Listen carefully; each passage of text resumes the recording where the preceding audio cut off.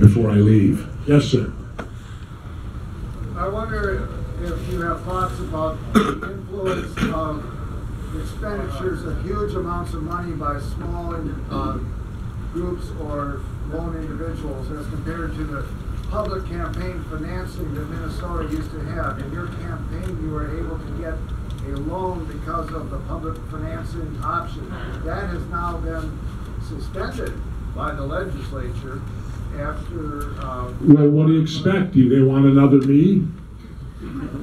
That's why it's done. It's done so that another Jesse Ventura can't rise up. The two parties, you know how they don't get along? Well, they get along fabulously when it comes to keeping a third out.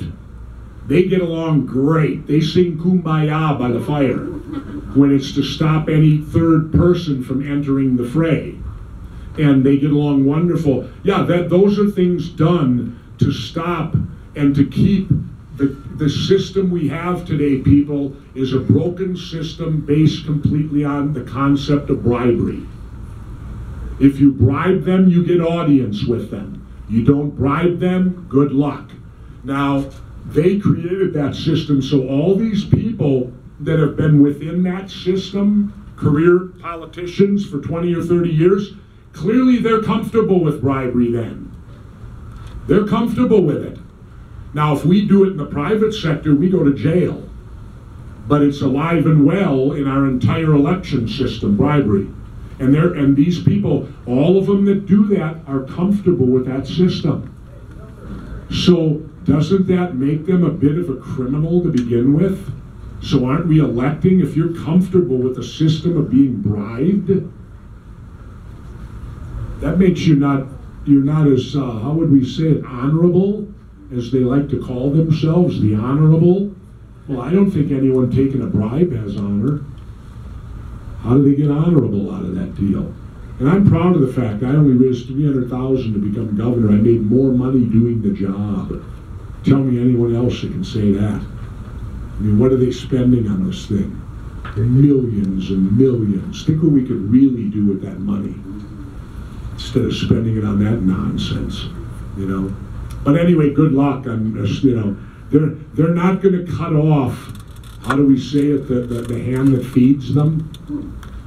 You know, and so you can talk all you want, they'll give you a little lip service on it, but until there's a full-scale revolution, it ain't going to happen. Somehow Bernie Sanders was able to raise competitive amounts without... More than competitive. But it's unfortunate Bernie's letting it die. He's endorsed Hillary. He endorsed the corporate Democrat. The very thing he got all those people riled up against, he's now joined. I knew it last summer. Bernie came here. I went there to see if I could endorse him. I went there. Bernie gave me the complete cold shoulder, gave me about a minute in the hall, and I was able to ask him, Bernie, if you lose in the Democratic primary, will you continue the movement by endorsing an independent, or will you go independent? He said, no. I will endorse the Democrat. That told me right there, Bernie Sanders is not an independent, he's a Democrat. He is a Democrat.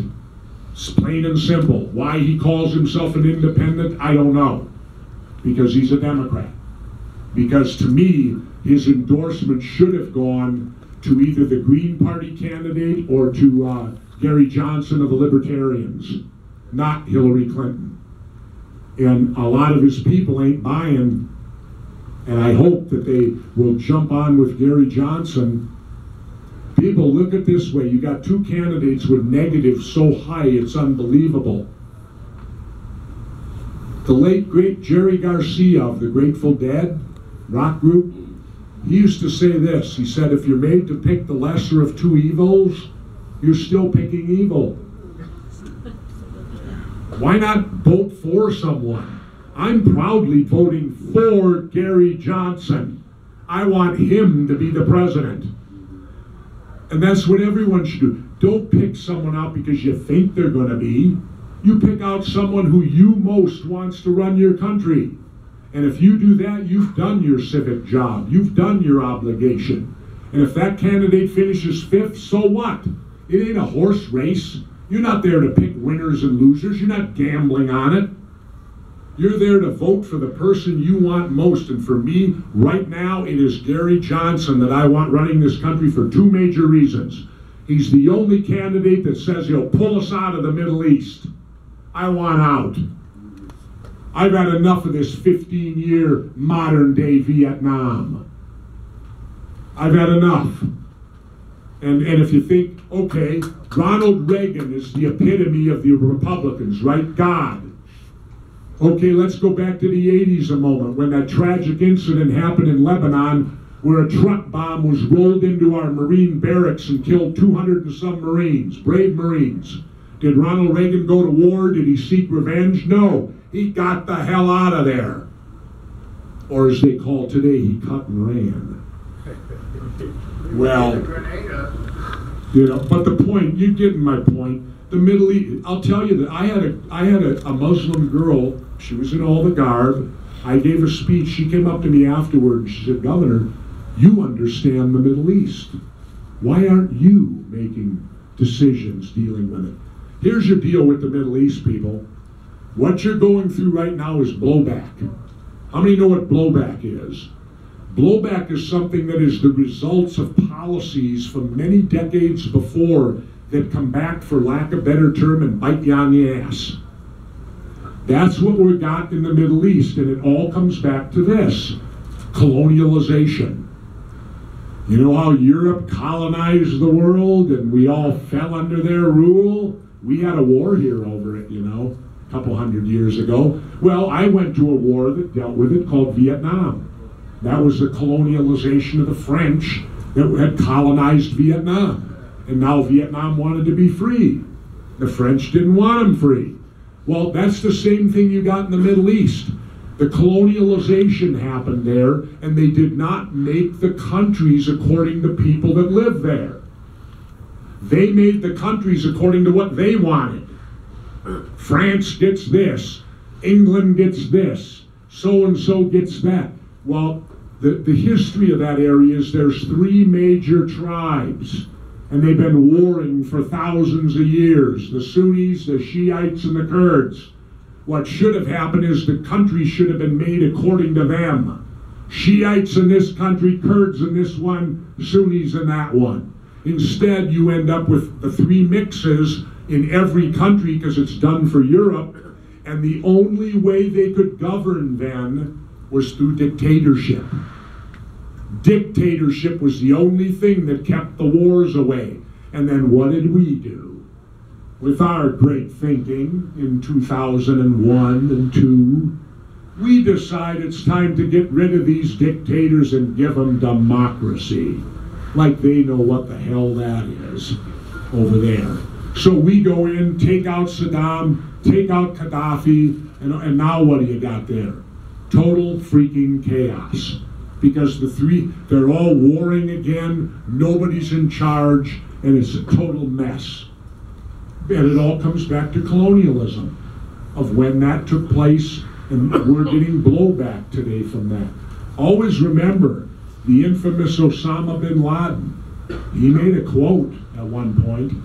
He said, "You don't see us attacking Sweden, do you?" Why? Because they're not interfering in their business. We are. And why are we doing it? It ain't for democracy, people. It's for something that spells O-I-L.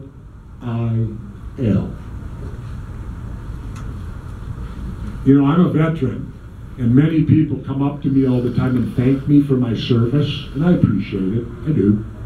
But there's a hollow feeling in my stomach because I'm a follower of Major General Smedley Butler today, the 2-time Congressional Medal of Honor winner, who wrote a phenomenal book called War is a Racket. And he explained how these wars aren't fought for what they tell you. They're fought for money. And they give you other reasons so that you believe it and will participate. But ultimately, it's always money. And they can't discredit General Butler. You want to know why? He didn't win 1, he won 2 Congressional Medals of Honor. It's pretty hard to discredit somebody on war when they've won 2 Congressional Medals of Honor. I would tend to think he knows what he's talking about pretty well. He's also a general in the end, you know. And so I follow him today. And Smedley Butler said he was involved in the banana wars of Central and South America 100 years ago. And his quote was, "I didn't fight for the people of America, I fought for the United Fruit Corporation.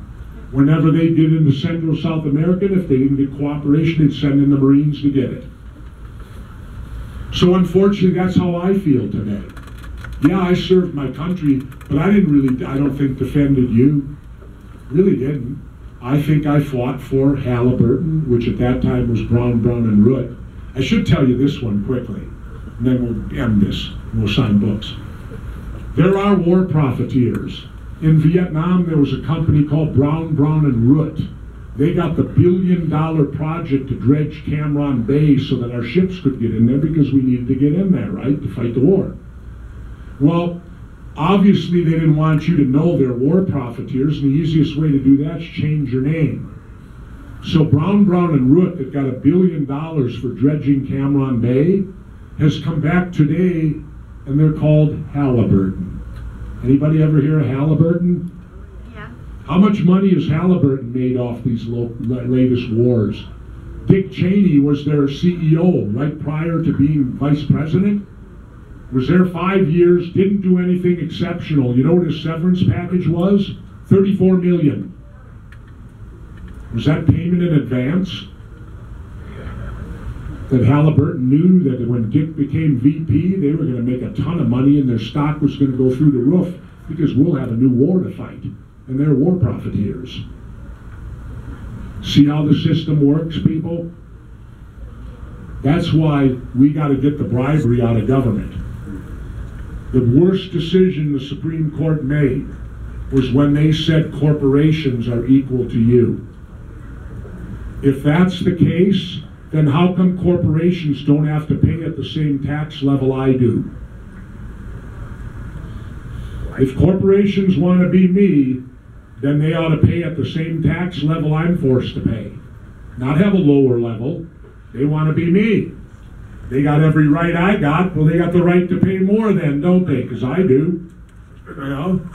So anyway, any last questions? I'm getting so political here today. Yeah.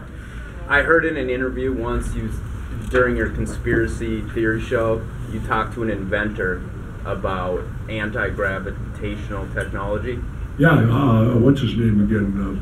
Hutchinson, the Hutchinson effect. It's in physics books. It's named after him.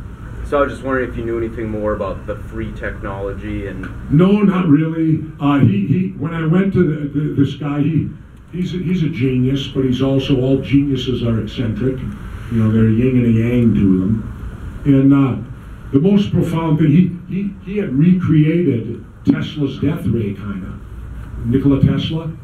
And he used it that day and showed me.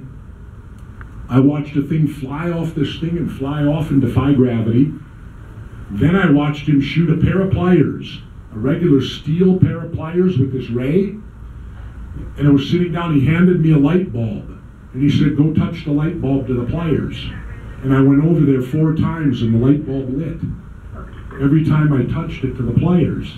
I thought, how the hell do you shoot a ray into a pair of pliers and electrify it to where it'll light a light bulb? And you could have read, just hold the light bulb on the pliers and you could read my book. You know? No. And so it was amazing. And what I'm getting to, here's what he said to me that day that really hung with me.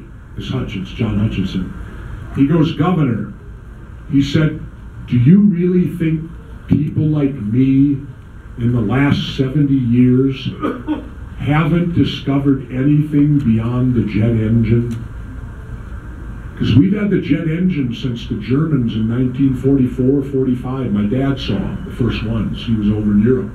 They didn't know what these things were, these planes that flew with jets without props. Well, for 70 years now, that's all we've had. And he challenged me. He said, do you think people like me haven't discovered anything beyond the jet engine? And I looked at him seriously and I said, no, John, I do find that hard to believe. That people like you for 70 years haven't come up with anything but the jet engine. Then he looked at me and smiled and he said, how long do you think it would take you to get to LA from New York to LA if you didn't have to deal with gravity? And I looked at him and I said, I bet you could make it pretty quick. And he just smiled. The point I'm getting to is this, people. Whatever they got, and when I mean they, our government, our people of power, whatever it is, whatever you know they got, they're 20 years ahead, people. What you know today, they've had for 20 years. So what they have today, you'll find out about it in about 20 years. That's the point. They keep it secret from us, and I disagree with that on all aspects. You know why? Because we are supposed to be the boss. They operate off our tax dollars. Therefore, they're using my tax money to do everything they do, and I have every right to know where my tax dollars are being spent. There should be no secrets kept from me. They're using my money to do it. So there you go. We all got top secret security clearances now, and they ought to tell us what the hell they've been doing. But they never will. Final questions, then we'll sign some books. In the back. I have more of a comment than a question. We always sit here and say that we're liberating people, but the people that we side with are just as bad as the people that we're supposedly against. We side with whoever's going to make our country the most money. Simple as that.